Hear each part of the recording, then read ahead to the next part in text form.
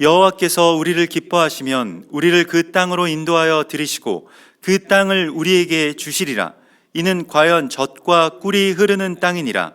다만 여호와를 거역하지는 말라. 또 그 땅 백성을 두려워하지 말라. 그들은 우리의 먹이라. 그들의 보호자는 그들에게서 떠났고 여호와는 우리와 함께 하시느니라. 그들을 두려워하지 말라 하나 온 회중이 그들을 돌로 치려 하는데 그때의 여호와의 영광이 회막에서 이스라엘 모든 자손에게 나타나시니라. 여호와께서 모세에게 이르시되 이 백성이 어느 때까지 나를 멸시하겠느냐. 내가 그들 중에 많은 이적을 행하였으나 어느 때까지 나를 믿지 않겠느냐.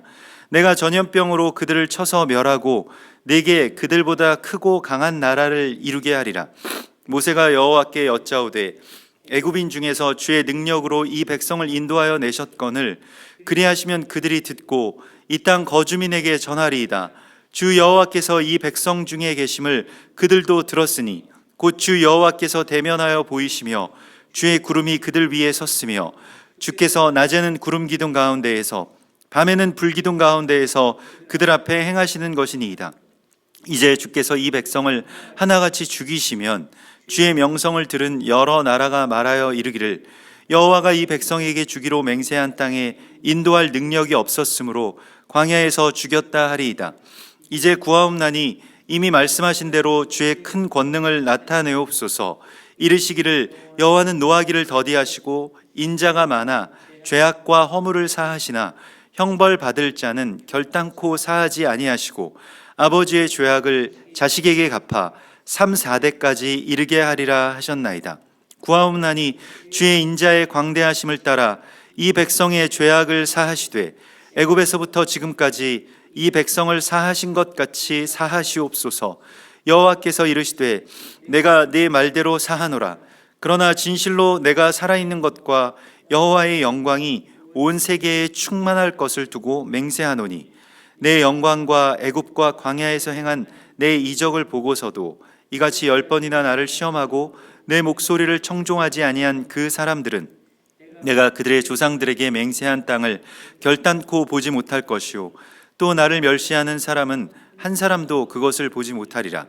그러나 내 종 갈렙은 그 마음이 그들과 달라서 나를 온전히 따랐은즉 그가 갔던 땅으로 내가 그를 인도하여 드리리니 그의 자손이 그 땅을 차지하리라. 아말렉인과 가나안인이 골짜기에 거주하나니 너희는 내일 돌이켜 홍해의 길을 따라 광야로 들어갈지니라. 아멘.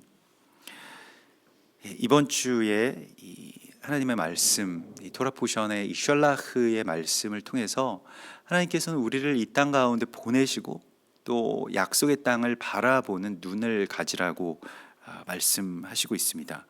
그래서 우리가 이 12 정탐꾼들의 이야기들을 보면서 우리가 이 세상 가운데 파송된 어떤 정탐꾼의 사명을 갖고 있고 또 이러한 그 파송의 사명 가운데서 우리가 어떻게 볼 것인가 또 무엇을 볼 것인가 라고 하는 이 문제에 대하여서 우리가 그저 우리의 어떤 지각으로 들어오는 또 어떤 나의 판단 안에서 결정되는 그러한 이 시각과 이 판단이 아닌 하나님의 눈으로 약속의 땅을 볼 수 있는 새로운 눈을 열어달라고 우리가 주님 앞에 기도해야 할 것입니다. 그래서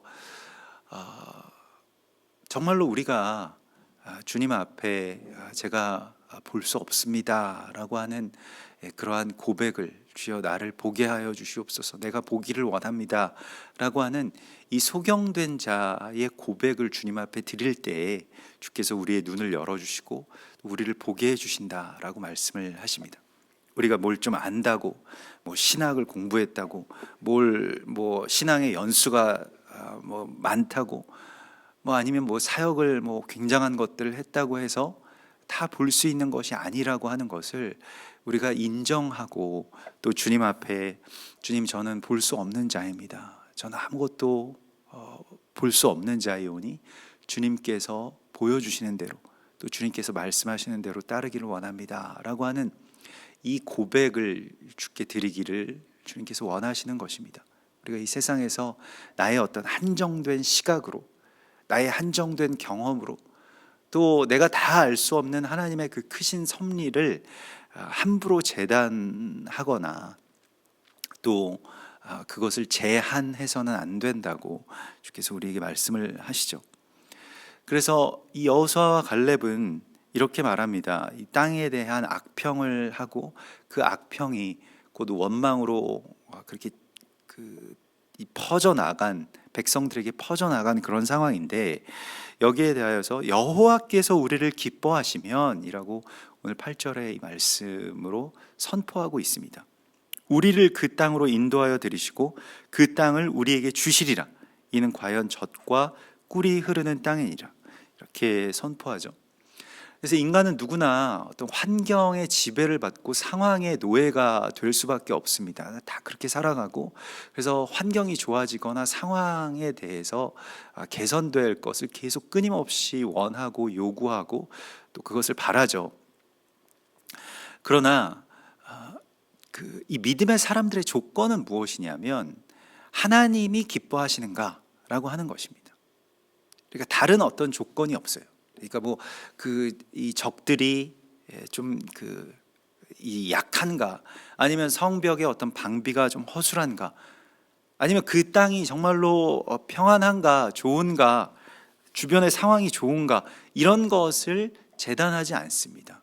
다만 한 가지의 조건을 두는데 여호와께서 우리를 기뻐하시는가라고 하는 것입니다. 주님의 기뻐하심을 얻은 자, 그것에 초점을 맞추고 있어요.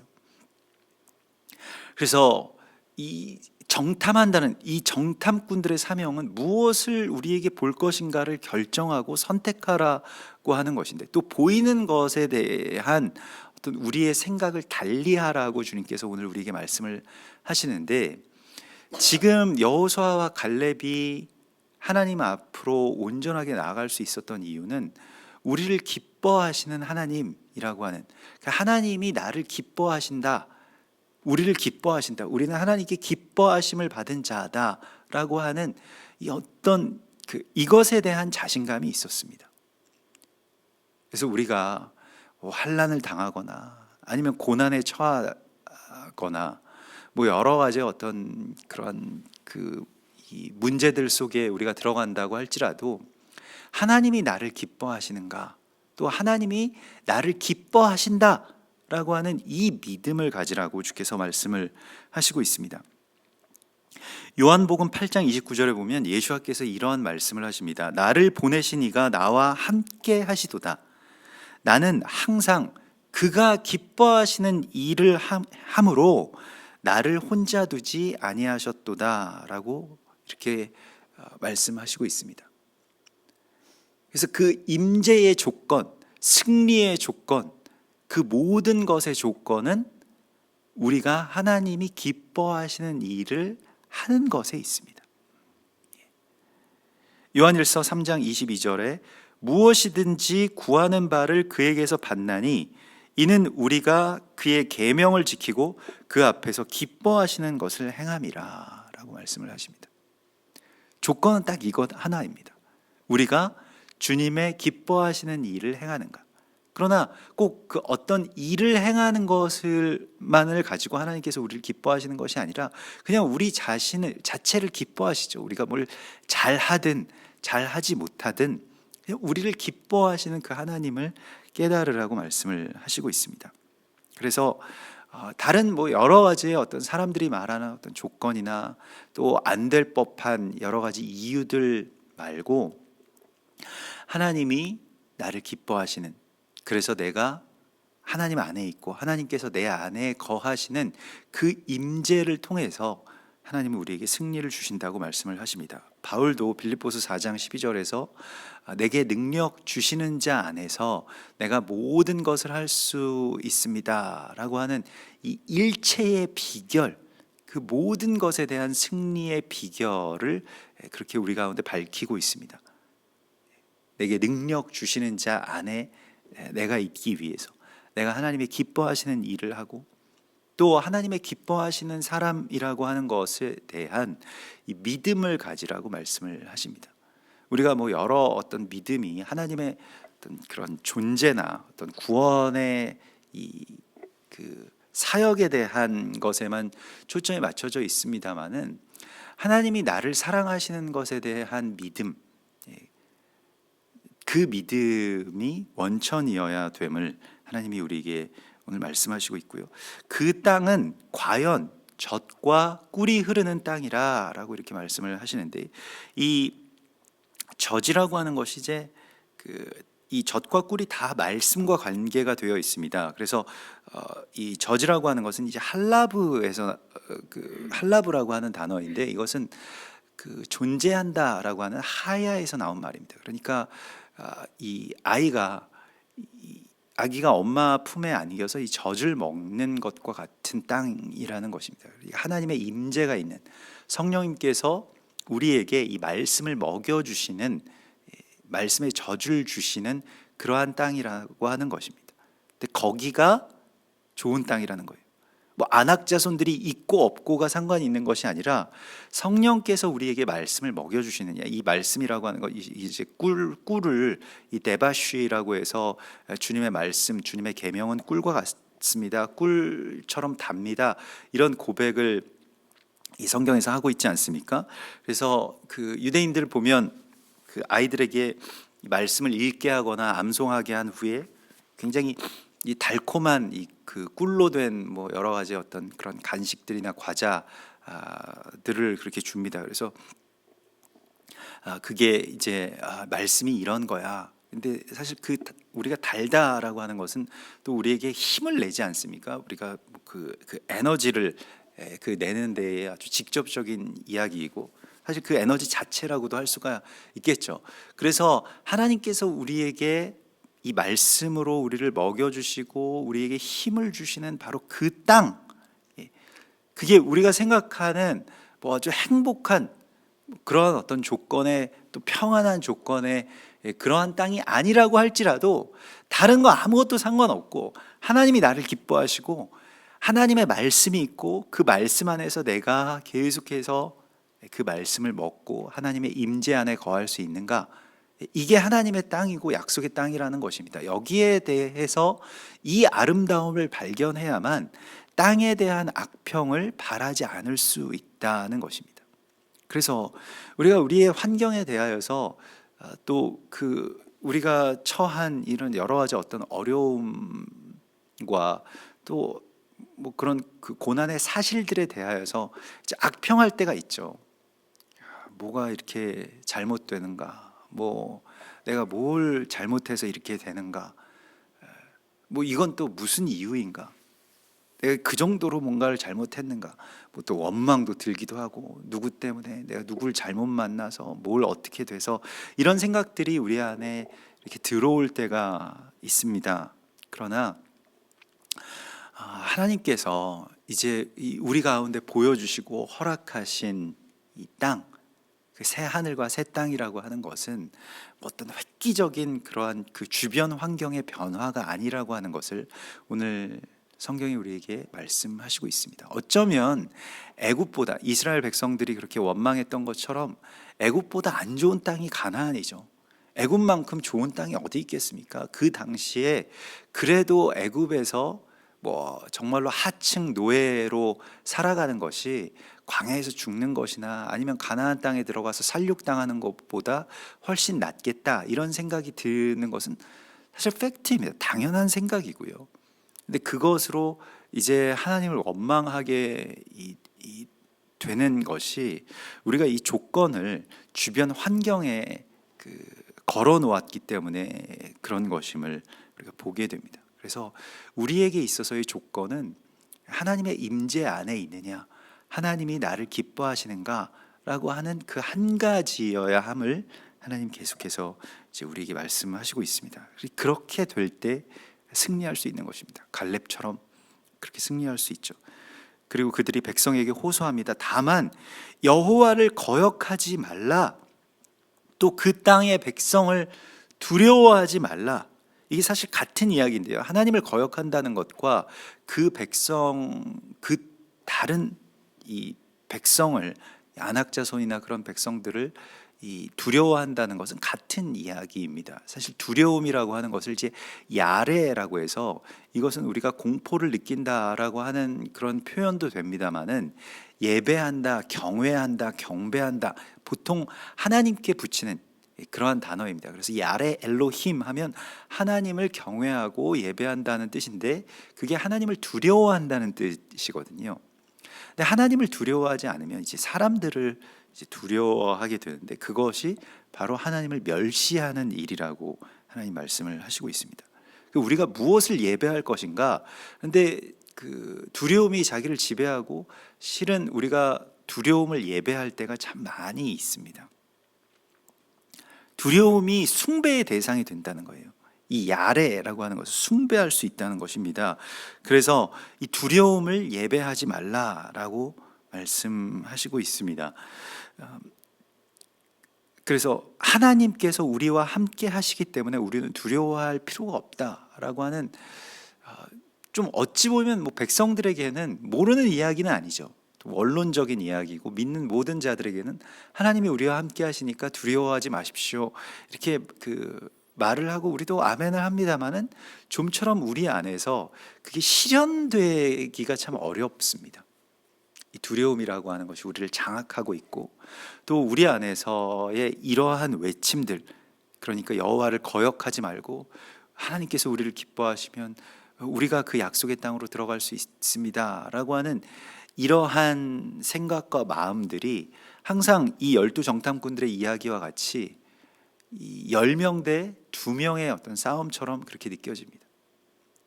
그러니까 아주 그런 것은 약하죠. 그러한 생각이나 믿음들은 우리 안에서 약하고요. 그러한 소망들은 아주 작게만 보이곤 합니다.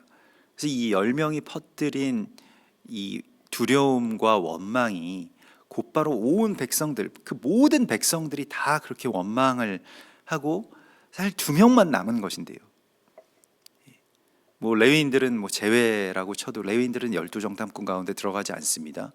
레위인들은 제외라고 쳐도 이 그 2명대 온 백성들 뭐 60만 명이 되는 이러한 백성들 가운데서 이 단 2명만이 이러한 이 선포를 하고 있다라고 하는 것이 꼭 그 당시의 이스라엘 상황뿐만이 아니라 지금 현재 우리의 마음 안에서 벌어지고 있는 그래서 우리가 생각을 결정하게 되고 판단하게 되고 삶의 방향을 정하게 되는 이 모든 일들에 대하여서 사실은 우리가 하나님의 이끄심을 받지 않고 두려움의 지배를 받고 있다라고 하는 것을 하나님께서 우리 가운데 보여주십니다. 그래서 좀처럼 그 약속하신 땅을 향해서 나아가지를 못하는 거예요. 한 발만 떼면 되는데 그게 참 우리에게는 어렵습니다. 그 어려운 이유가 두려움 때문이라고 말씀을 하시고 있습니다. 그래서 온 회중들이 그러한 두려움들을 감추기 위해서 이 두려움을 곧바로 원망과 분노로 바꾸어 버립니다. 그래서 돌로 쳐서 죽이려고 하죠. 그 두 사람을요. 그래서 이 돌로 친다라고 하는 것이 이제 뭐 돌을 마음이라고 뜻하기도 하고요. 그러니까 아주 굳은 마음 혹은 뭐 돌이라고 하는 것은 이제 또 말씀이나 율법을 그렇게 상징하기도 합니다. 그런 것으로 이제 쳐서 죽인다는 것이죠. 그래서 아예 그러한 마음, 그러니까 하나님이 함께 하시면 우리가 그 땅에 들어갈 수 있다라고 하는 것과 그것을 이제 받아들이려고 하지 않는 것을 보게 됩니다. 디모데후서 1장 7절에 보면 하나님이 우리에게 주신 마음은 두려워하는 마음이 아니라고 말씀을 하시죠. 오직 능력과 사랑과 절제하는 마음이라고 하십니다. 하나님께서 우리에게 두려워하지 않는 마음을 달라고 우리가 주 앞에 정말로 간구해야 됩니다. 왜냐하면 우리는 두려움이 많은 사람들이기 때문에 그렇습니다. 두려워하죠. 죽기를 두려워하고요. 또 무엇이 잘 못 될까? 아니면 내가 그걸 잘 하지 못할 것 같다라고 하는 그 생각들 때문에요. 나 자신의 어떤 능력이나 또 주변에 돌아가는 어떤 환경들을 보았을 때 이건 잘 안 될 것 같다라고 하는 그런 생각이 실은 우리를 지키는 신이었다라고 성경에 말씀하시고 있습니다. 사실 뭐 이 두려움이라고 하는 것이 어떤 위험을 막는 일이 되기 때문에 아주 역사적으로 아주 오래 전부터 사람들은 그 두려움을 통해서 자기 자신을 지키고자 했습니다. 일단 먼저 두려워하고 보는 거예요. 그래서 그 다음 단계로 그 약속의 땅을 향해서 나아가지 못하게 되는 것입니다. 일단 두려움이 그냥 나를 지킨다라고 우리가 이때까지 아주 오래전부터 그 두려움이라고 하는 하나님을 믿어왔기 때문입니다. 나의 삶에 있어서도 사실 내가 그것을 직면하고 있지 않지만 두려움에 사로잡힌 경우가 굉장히 많이 있습니다. 뭘 시도하지 못하는 거예요. 나아가지 못하는 것입니다. 그러한 것들이 실은 계속해서 나 자신을 결박하고 있는 그러한 대적의 결박이었음을 하나님이 오늘 우리에게 이렇게 보여주시고 있습니다. 그리고 그 두려움은 곧바로 분노가 된다라고 하는 것인데, 우리가 어떤 백성들의 분노가 일어나는 이런 지점들 속에 많은 두려움들이 있는 것을 이제 보게 됩니다. 그러면서 이 그 백성들에 대하여서 이제 하나님이 실제로 임재하시면서 나타나시죠. 그래서 이 백성이 어느 때까지 나를 멸시하겠느냐라고 말씀을 하시면서, 하나님을 멸시하는 것이 우리가 다른 것이 아니고 두려워하는 것을 통해서 하나님 멸시 받으신다라고 그렇게 말씀을 하십니다. 그래서 그러면서 주님께서 내가 전염병으로 그들을 쳐서 멸하겠다라고 말씀을 하시죠. 그리고 이제 다시 처음부터 다시 시작하자, 모세부터 다시 처음부터 시작하자, 이 말씀을 또 주님께서 하시는데요. 사실 백성들이 원망이 이게 지금 처음 원망이 아니죠. 이걸 그 10번째의 원망이라고 주님께서 말씀을 하시는데, 뭐 10번째라고 하는 것은 뭐 10번 정말로 그런 일들이 있었던 것이기도 하지만, 그러나 정말 여러 번에 걸쳐서 이 두려움을 완전하게 다 채운 것입니다. 그래서 주님께서 전염병으로 그들을 쳐서 멸하시고 네가 그들보다 크고 강한 나라를 이루게 하리라 라고 하실 때, 이 전염병을 네베르라고 하는 그 단어를 씁니다. 이 전염병이라고 하는 말이 어디에서 나온 것이냐, 뭐 다른 그 본문에서는 또 다른 뭐 정말로 그 질병을 뜻하는 그러한 그 단어를 썼습니다만, 여기서는 네베르라고 하는 말을 썼는데, 네베르는 다바르에서 나온 말이고, 다바르는 말씀이라는 뜻입니다. 말씀하다라고 하는 이 동사, 혹은 뭐 말씀이라고 하는 명사하죠. 다바르. 그래서 뭐 우리가 다바르가 정돈하다, 정렬시키다 이런 뜻이 있는데, 하나님이 지금 말씀으로 심판하신다라고 하는 것인데, 전염병과 말씀의 심판이 이제 그 깊은 연관이 있음을 말씀을 하시고 있습니다. 사무엘하 24장에서도 보면 다윗이 인구 조사를 했을 때 일어났던 하나님의 심판이 무엇입니까? 그것이 바로 전염병이 퍼지게 된 거죠. 7만여 명이 이제 죽게 되는 그러한 일들이 이스라엘 전역에서 일어나게 되었습니다. 다윗의 인구 조사도 역시 그 근원을 거슬러 올라가 보면 두려움에 있습니다. 어떤 뭐 왕으로서의 과시라기보다는 적들이 저렇게 많은데, 적들은 수십만이고, 항상 이스라엘이라고 하는 것은 우리나라와 마찬가지로 이 강대국들 사이에 낀 어떤 소국입니다. 그냥 그 강대국들 사이에 어떤 각축장이 되는 거예요. 남북으로, 뭐 동서로, 뭐 아주 쟁쟁한 나라들이 항상 있어 왔습니다. 우리랑 꼭 같은 그러한 형국인데요.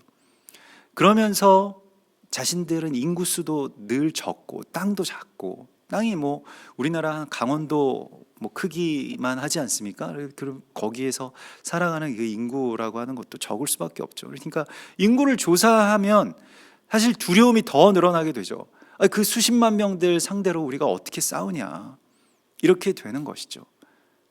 그런데 또 두렵기 때문에 계속 세워보고 싶은 마음이 생기는 것이죠.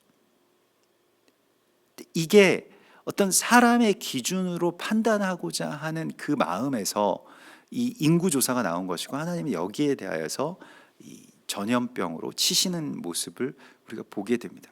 그래서 우리가 오늘날의 이 전염병으로 지금 이게 언제까지 갈까, 아니면 그냥 이렇게 계속 이렇게 지속적으로 가게 되고 제대로 정상적인 어떤 그런 공동체의 예배나 모임이나 이런 것을 앞으로 아예 하지 못하는 시대가 정말로 된 것이 아닌가, 뭐 이런 것에 대한 어떤 생각들도 참 우리를 짓누릅니다만은, 그런데 이것의 어떤 근원에는 이 두려움과 또 두려움에서 나오는 분노로 말미암아서 우리가 하나님을 원망하고 또 땅을 악평하고 사람을 원망하고 욕하고 이러한 것이 이제 우리 안에 있었음을 다시 한번 돌아보라고 말씀을 하시고 있습니다.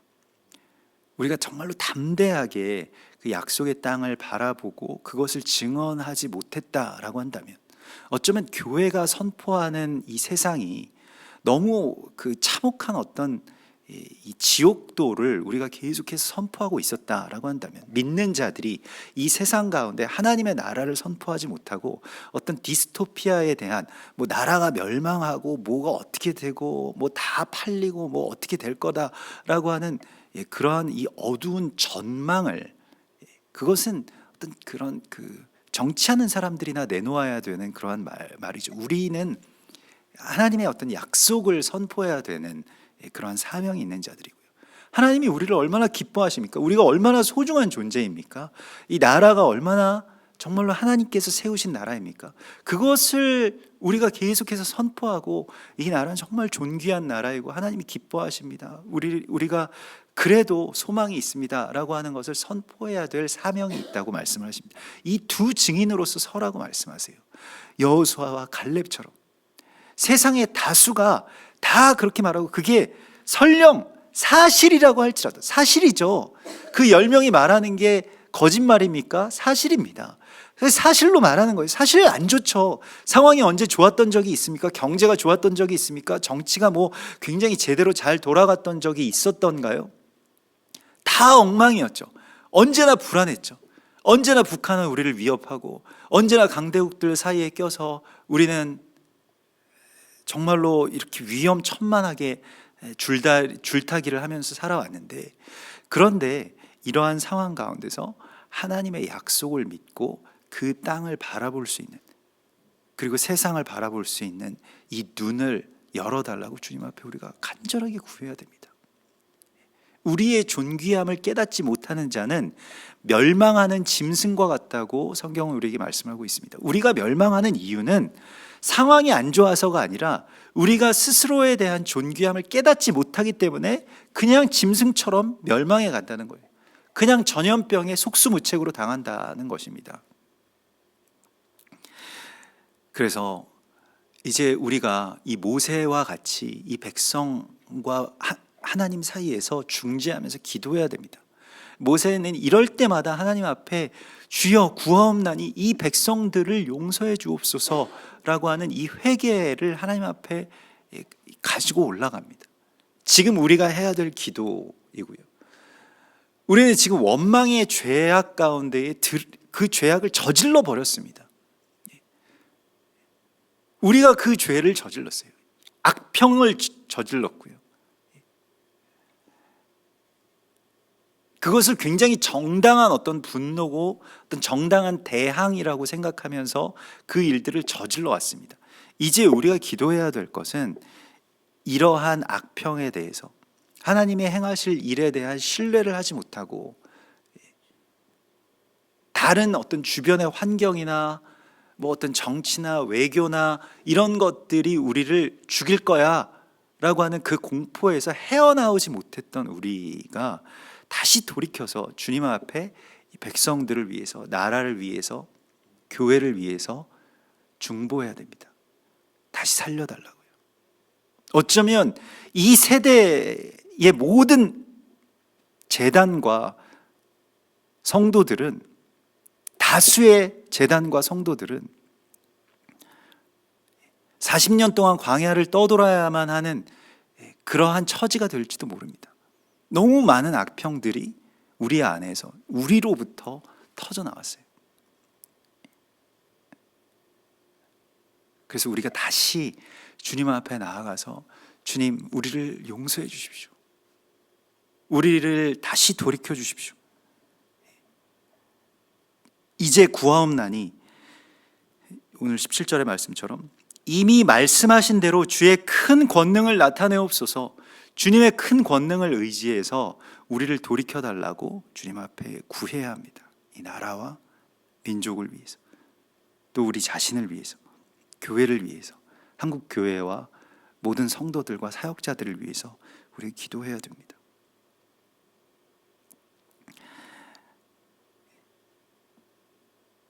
그래서 주님께서 모세의 간구를 들으시고 백성들을 사하여 주셨습니다마는, 그러나 이것은 어떻게 보면 하나님의 나라의 법칙과도 같은 것인데, 구조와도 같은 것인데, 이 원망하는 자들은 하나님의 나라로, 약속의 땅으로 들어갈 수 없다라고 말씀을 하십니다. 지금 실제로 다 왔는데 여기서 그냥 정말 여호수아와 갈렙처럼 하나님이 우리를 기뻐하시면 우리 그곳에 들어갈 수 있습니다라고 하면 곧바로 내일부터 들어갈 수 있는 바로 이 지점에서 40년의 이 퇴보를 하게 된 바로 결정적인 이유가 이 원망과 두려움 때문이었다라고 하시는 말씀을 우리가 정말로 두려워해야 됩니다. 정말로 내가 무언가에 대해서 두려워하고 그것이 나의 우상이 되는 것에 대한 두려움이 우리 가운데 있어야 합니다. 그래서 나를 이같이 10번이나 시험하고 내 목소리를 청종하지 아니한 그 사람들은 내가 그들의 조상들에게 맹세한 땅을 결단코 보지 못할 것이다. 나를 멸시하는 사람은 한 사람도 그것을 보지 못하리라고 말씀을 하시고 있습니다. 이 단 하나의 조건, 이것을 우리가 잘 기억하고 생각하라고 말씀을 하십니다. 그래서 올해 티샤브 아브는 그 7월 30일이 되는데요. 그 7월 30일 전까지 이제 한 40여일 정도 남아 있습니다.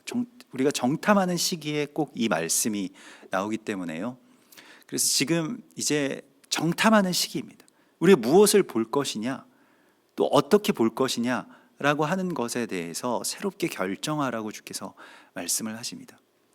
우리가 매해 이스라엘을 우리 성도들과 또 지난번에 우리 다음 세대와 이렇게 들어가서 항상 나누는 말씀이 있습니다. 이 땅을 이 땅의 아름다움을 보는 눈을 하나님 앞에 간구하고 또 그렇게 기도하면서 들어가거든요. 그래서 이 땅을 정말로 축복하게 하시고 이 땅의 아름다움을 보게 하시고 이 땅의 과실들을 우리가 그렇게 취하게 하소서라고 하는 그런 고백을 하면서 이렇게 들어가거든요. 그러면 정말로 하나님께서 우리 성도분들에게 그런 마음들을 부어주시는 것 같아요. 그래서 그 땅에 들어갈 때마다 정말 아름답습니다. 이 땅 너무 좋습니다.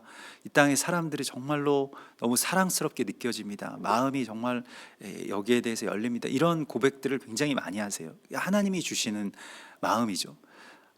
객관적으로 따지면요, 아주 아름다운 휴양지도 아니고, 그렇다고 해서 굉장한 문명이 있는 그러한 뉴욕 같은 문화와 문명과 대단한 것들이 있는 그러한 땅도 아니고, 그저 별 볼 일 없는 그런 어떤 작은 나라에 광야가 이 전 국토의 대부분을 차지하는 그러한 땅들을 들어가서 그 땅의 아름다움을 발견한다는 것이 하나님이 우리 가운데 주신 눈이 이제 열리게 되는 것이죠. 그래서 오랫동안 교회는 이스라엘에 대해서 악평해 왔고, 이스라엘이라고 하는 땅에 대해서 관심을 기울이지 않고, 또 거기가 회복될 것이라고 하는 꿈을 꾸지 않았었습니다마는, 우리가 다시 그 꿈을 꾸게 하시고 다시 그 땅의 아름다움을 발견하게 해주셔서 마치 갈렙처럼, 갈렙이 이방인이지만 이 그나스 사람이고 이 레갑 족속이지만은, 그러나 오늘 주님께서 이렇게 말씀하십니다. 그러나 내 종 갈렙은 그 마음이 그들과 달라서 나를 온전히 따랐은즉 그가 갔던 땅으로 내가 인도하여 드리리라 라고 말씀을 하십니다.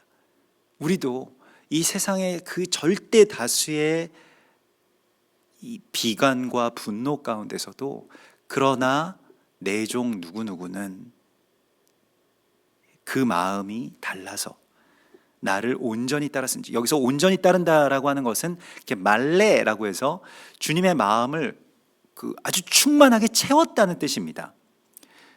자기 마음을 남겨두지 않고 하나님의 마음을 다 채운 사람을 온전히 하나님을 따르는 사람이라고 말씀을 하고 있습니다. 그래서 주님께서 그 약속의 땅으로 갈렙을 인도하시겠다고 그렇게 약속하십니다.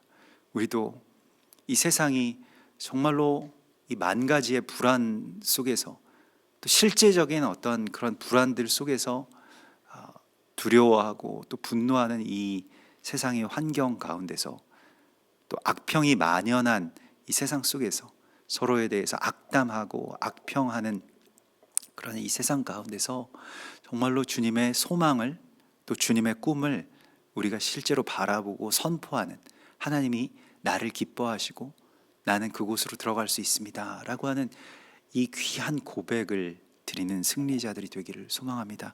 같이 기도하겠습니다. 하늘에 계신 우리 아버지시여, 이름이 거룩히 여김을 받으시오며 나라의 임하옵시며 뜻이 하늘에서 이룬 것 같이 땅에서도 이루어지이다. 오늘날 우리에게 일용할 양식을 주옵시고, 우리가 우리에게 죄 지은 자를 사하여 준 것 같이 우리 죄를 사하여 주옵시고, 우리를 시험에 들게 하지 마옵시며 다만 악에서 구하옵소서. 대개 나라와 권세와 영광이 아버지께 영원히 있사옵나이다. 아멘.